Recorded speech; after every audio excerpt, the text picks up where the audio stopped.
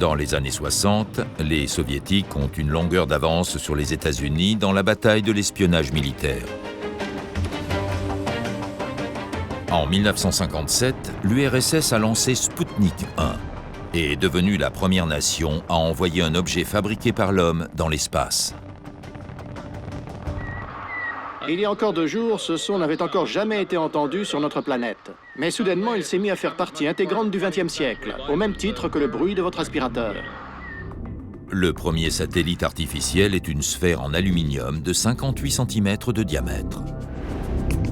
À l'intérieur, une batterie et une radio rudimentaire envoient un bip répétitif. Sputnik n'est pas capable de faire grand-chose, mais il attire l'attention du monde entier et prend les États-Unis par surprise. Quand Sputnik a été lancé et qu'on a entendu ce petit satellite faire bip, bip, bip, bip, on a compris qu'on avait un problème. Ils étaient en avance sur nous, mais on ignorait de combien. Dans les années qui suivent, les Soviétiques lancent des satellites de plus en plus sophistiqués.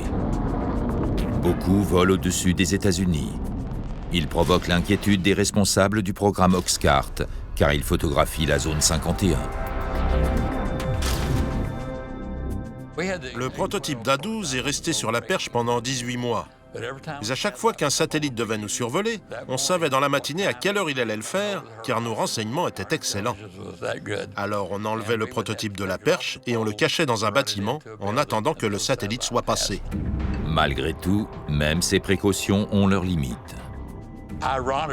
Des années plus tard, on a appris qu'il connaissait la forme de l'A12 à cause de son ombre, car le sol était moins chaud à cet endroit. On avait beau enlever l'avion, il voyait quand même qu'il avait été là grâce à la différence de température.